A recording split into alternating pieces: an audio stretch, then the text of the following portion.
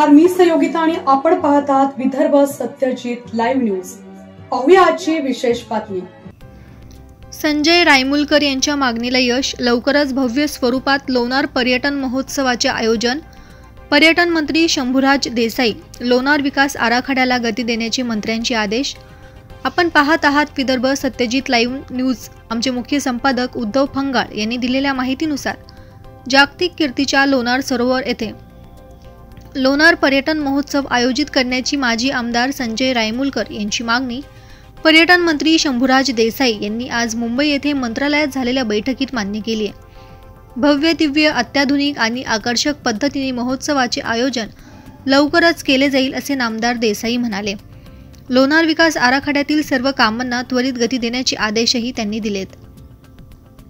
माजी आमदार संजय रायमुलकर यांनी लोणार महोत्सव आयोजित करणे आणि लोणार विकास आराखड्यासंबंधी चर्चा करण्याकरता मंत्रालयात बैठकीचे आयोजन करण्याची मागणी केली होती।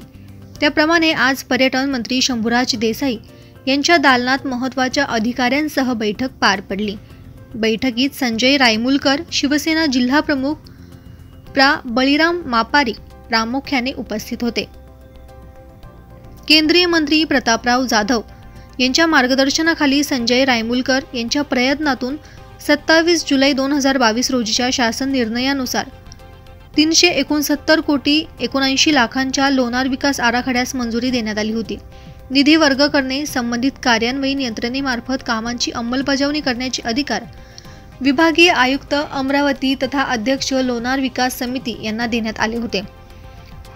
आराखड्यानुसार एकूण 76 कामे पूर्ण करायची होती। रायमुलकर यांच्या मागणीनुसार 30 सप्टेंबर 2024 रोजी 64 कोटी 83 लाख रुपयांची वाढ विकास आराखड्यात करण्यात येऊन एकूण आराखडा 434 कोटी 62 लाख रुपयांचा करण्यात आला। यात सांडपाणी प्रक्रिया, भूमिगत गटार योजना, प्रयोगशाळा स्थापन करणे, इजेक्टो ब्लँकेट सुरक्षित राहण्यासाठी खाजगी जमिनीचे संपादन करणे आदी कामांचा समावेश आहे। मंत्रालयात आज पार पडलेल्या बैठकीत पर्यटन विभागाचे सचिव अतुल पाटणे, पर्यटन संचालनाचे संचालक श्री सोमवंशी, अधीक्षक अभियंता श्री बोरसे आणि इतर महत्त्वाचे अधिकारी उपस्थित होते।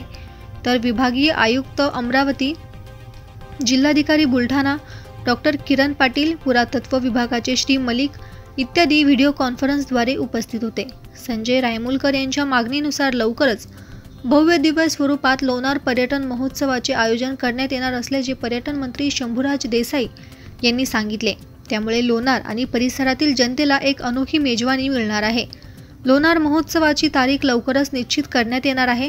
लोणार विकास आराखड्यातील नगर विकास विभाग, वन विभाग, पर्यटन आणि सांस्कृतिक कार्य विभाग, सार्वजनिक बांधकाम विभाग, गृहनिर्माण, जलसंपदा, उच्च आणि तंत्र शिक्षण विभाग या सर्व विभागांनी कामाला गती देण्याचे आदेश मंत्री महोदयांना यावेळी दिले।